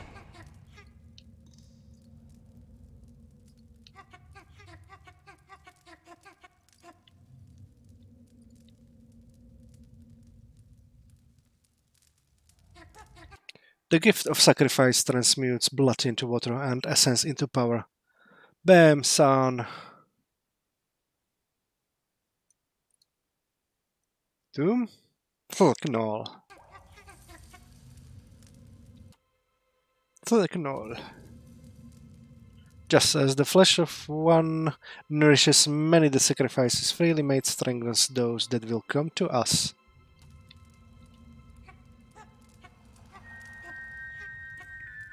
Strength.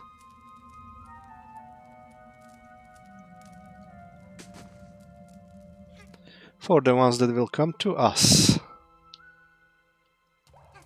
Let's talk to him. These halls are not for the weak of spirit. The blood of sacrifice waters the soil of Erglanfath. As souls split into multitudes, many lives come from one. The truest of power comes from sacrificing the shard to return its strength to the Mother Stone. The many lives from one sounds familiar.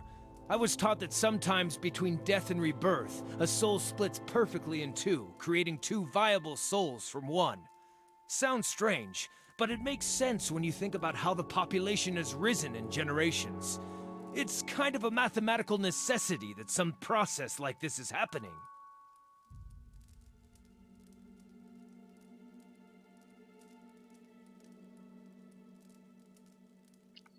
Maybe the Autumn Stelgar has a very important role to play in this life cycle of souls. Sorry, sir, I'm not eating your soul. I'm merely serving a vital role in the natural process. Hiravias rolls his eye. I see that you're getting at it, but it's not making me feel better. Fungus that grows on shit has an important role in the natural order. That wouldn't make me thrilled to spirit it into a shit blossom. I just can't shake the fear that I'm the shard and my destiny is to be fed to something greater. Hirave stares at you, wide-eyed and silent for several moments. Guess worrying won't do me any good. Let's read those other tablets.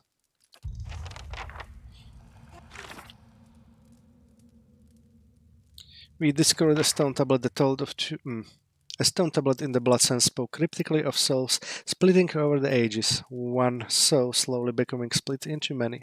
The tablet also hinted the great powers comes from merging souls that were once split from the same origin.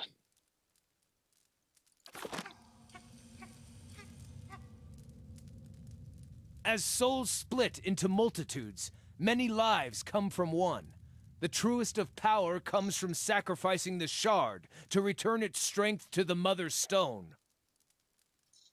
We already read this inscription. Let's try another one. Okay, let's go. Eyes open.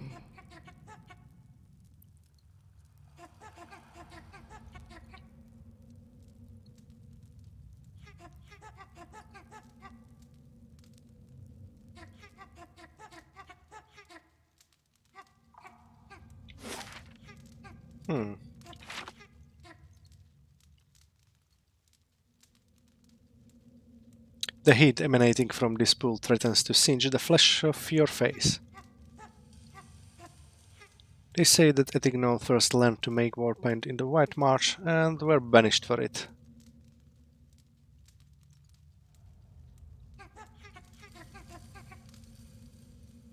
Nothing here. Nope. So another tablet.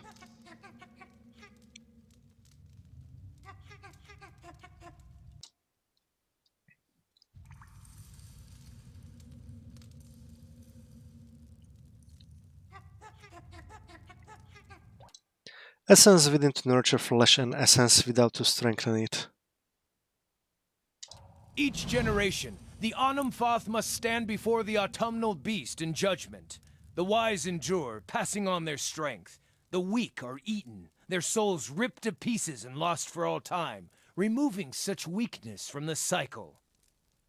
Well, I guess maybe my tribe wasn't entirely wrong about my spirit form being some sort of soul terror. I suppose I was hoping to hear a different answer on the matter, but... Hiravia shrugs and his arms slumps to his sides.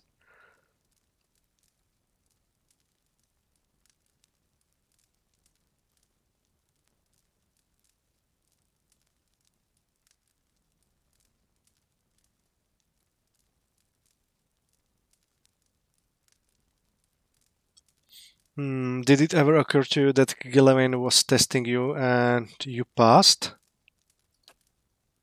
That's... Hiravia's intact ear stands up and a smile crosses his face. That's a very good point. Why didn't I think of that? He runs his hands along the scars near his eye. His posture becomes alive with nervous thought. Maybe I've been thinking about this all wrong. I mean, I survived an encounter with the Autumn Stelgar. Plenty of Anamfada can't say the same. He lets out a long sigh and relaxes. For years, I've been telling myself my tribe judged me unfairly. Guess they weren't completely wrong. Well, enough pontification for the moment, he says, patting down a cowlick of hair. I need to know more. Let's look at those other tablets.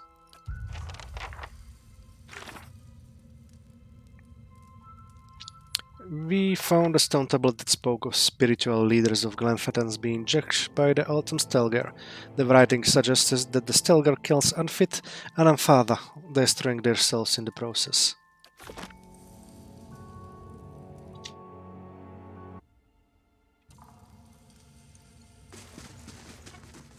Quiet.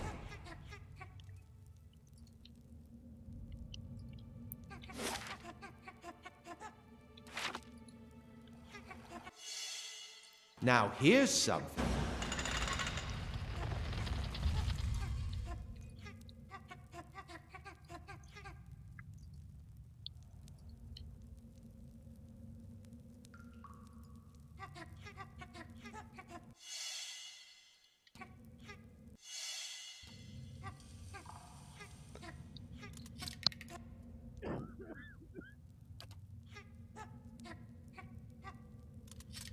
It's done.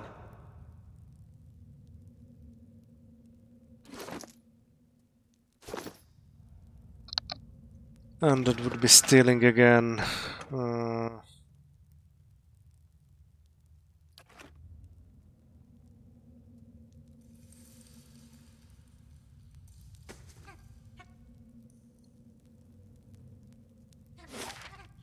Let's go here a little bit.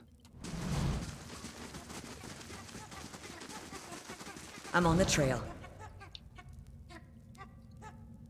Don't worry, Estramor. All who make sacrifices here do so willingly. As you say.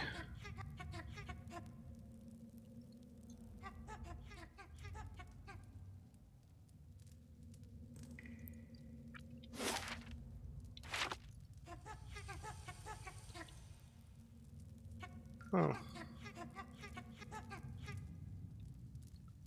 And another tablet. There are still rites to be performed at the main altar. If you wish to observe, we only ask that you remain silent. So much loot, and I cannot take it because I decided to not steal with this group. Oh, I'm so sad. The bravest sons and daughters fall not by the swords of Estramorm, but by the daggers of their brethren.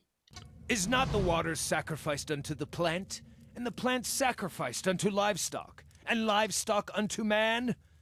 When the lesser soul is sacrificed to strengthen the greater soul, the whole of our family grows stronger.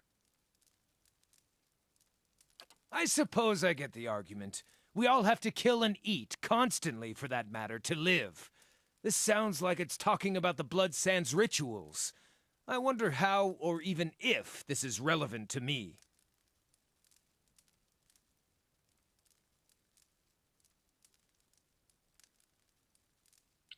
Have you considered that Autumn Stelgar may have been sacrificed to you? That Gilavain was making you stronger? His good ear stiffens while his mangled ear twitches and shakes. It hadn't occurred to me, but I did win the fight. If Gilavain were truly displeased with me, I can't imagine I'd have walked away from that trial alive. He bites his lip and falls silent for a moment. So, the other tablet spoke of the Stelgar judging reuniting, and that other one spoke of recombining souls that split over the ages. I guess I'm supposed to use my power to sacrifice others or be sacrificed. Not sure I like the sound of either.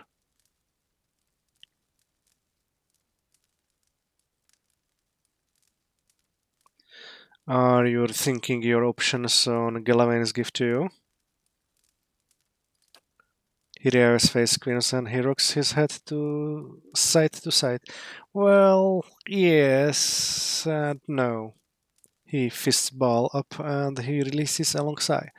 Yeah, this puts a lot of things into perspective. If you must take a step back from it, Gillavain must be having a great laugh over how slow a study I am to learn his lessons. I doubt any of this knowledge will change the opinions of my home tribe, and having met some of the other druidic practices out here, I think I'd rather remain a drifter. So, what now? Adding it up, I want to head to the Boreal Isle. The name was mentioned in the tablets, and it's implied there might be other Autumn Stelgars there. I know, no, that Galavan sent his emissary to maul me for a good reason. It wasn't strictly malice, and I wasn't sort of hoping to find out that the soul-eating Telg was just rumors. Alas, he smiles nervous grin and shrugs. Maybe I'll meet the prey Gilavain wants me to hunt. Or I'll find out I'm the quarry.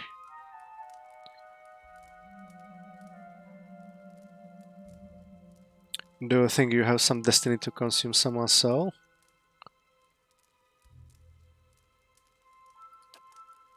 It's a notion that has always troubled me. Maybe eating souls is like fucking. I just meet the right person.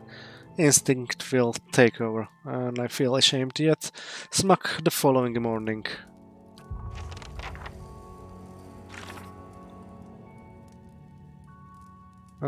Here I was read the parable written on the stones of the blood sands. The story spoke of the Autumn Stelgar being sent to test the Anamphada of their worth.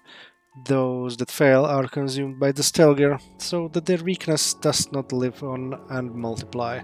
The tablets also mentioned that many Anamphata would travel to the Burial Isle to meditate and be tested by these Autumn Stelgars. Hiravias now wishes to explore the Burial Isle for one of these pilgrimage sites. Hiravias reads from a stone tablet that spoke of human sacrifice, likening the process to feeding plants to animals and animals to people. The inscription honored Hiravias.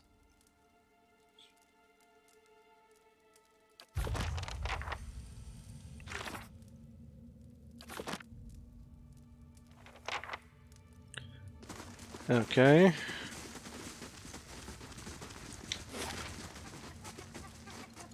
Let's get here and buy at least one potion. Just in case.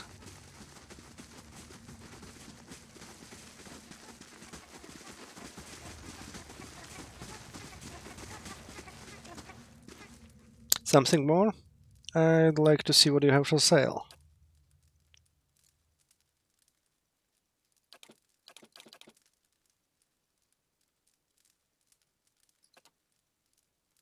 Let's buy one.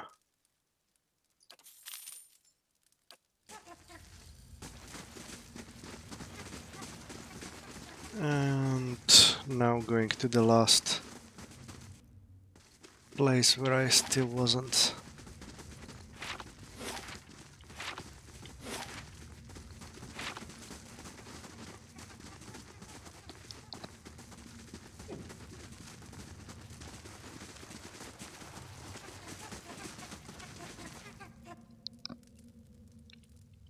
Slowly now.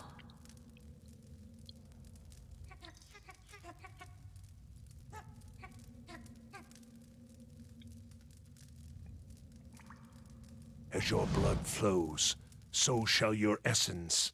Your life's energy shall feed the soil, and your soul's energy shall enrich the community. This is by your own choosing, supplicant? Yes, the elf's voice is high but even. The dwarf grips a hatchet with both hands and raises it over his head. He throws his shoulders towards and swings the weapon into the elf's chest, connecting with a meaty thump.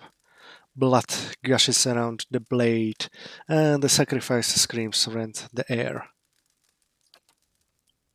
Hireve's hand clutches his chest as his eyes widen in amazement.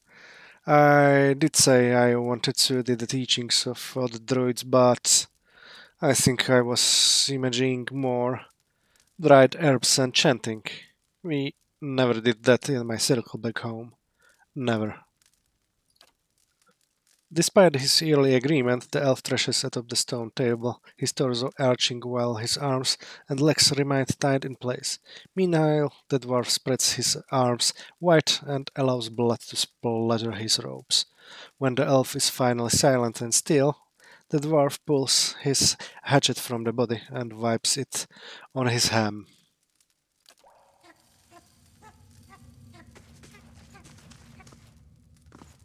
Streak of red-brown blood globs of tissue have worked themselves into the minute grooves of the stone. Slowly now.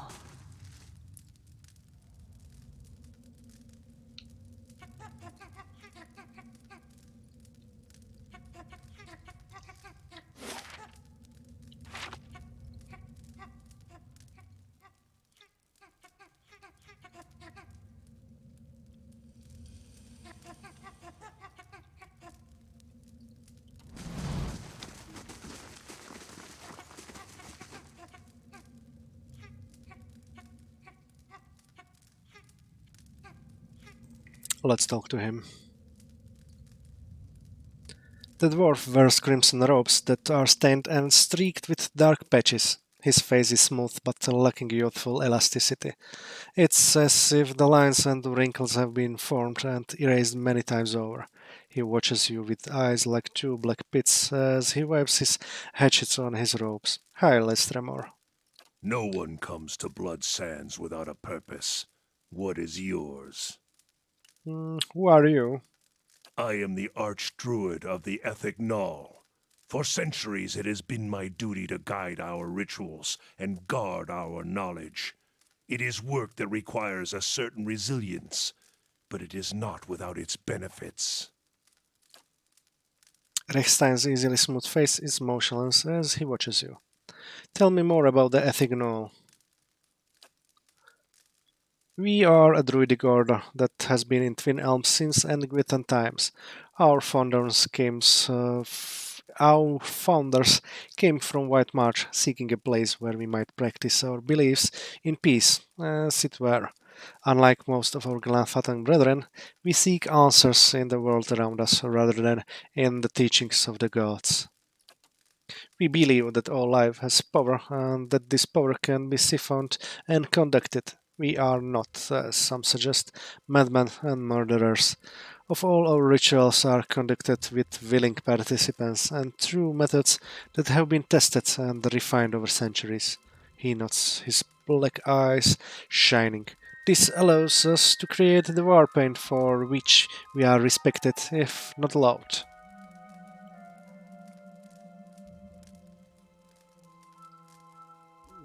I want to know more about your sacrifices. A guttural laugh rumbles from his throat. We merely believe that in giving up something of value, the energy from that sacrifice can be diverted elsewhere. It is not so different from what folk practice all over the world. If you want to turn the soil, sail a ship, or move a cart, you must expend energy. He smooths his robes. But we're best known for our practice of sacrifice. This is the most potent form of sacrifice because it releases the most energy. We distill the essence of an entire cell into raw power that can strengthen the body, fortify the cell, and extend life. What's Warpaint? A special ungrant binding raw essence to the wearer. It grants incredible advantages in combat and has made us indispensable to the tribes. Whatever they say about our practices, almost all of them have made use of our war paint at some time or another. A slow smile spreads across his face. Fascinating indeed how the most strident objections can be overcome by circumstances. How are you different from the awaits of the Golden Grove? A dry laugh rasps from his throat. Golden Grove. I remember when Arona came up with that name. He gives you the darkly gleeful look. Used to be as green as the rest of the forest, you know. We're more similar than they'd like to admit. We both believe in achieving power without the double-edged aid of the gods. But their fantasy is pure creation. Something from nothing.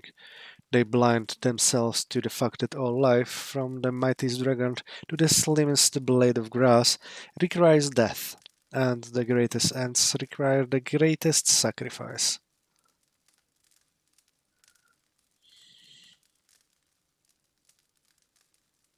Some sacrifices are simply too costly. Many agree with you, and many float from one life to the next, living out a finite stock of years and accomplishing nothing. I'd like to buy a war pint. I'm no merchant, Olan. Talk to Keeper Verda. She is around here somewhere. That's all I wanted to know. Rests in eerily smooth face is motionless as he watches you. Forever. Well,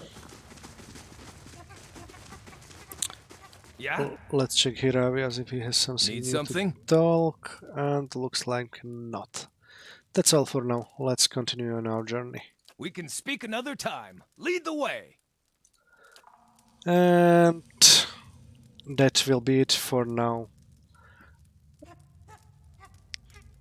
So, as always, thanks for watching, and I hope you enjoyed today as much as I did.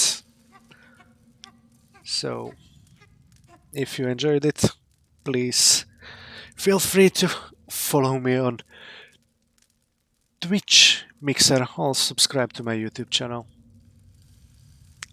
See you soon.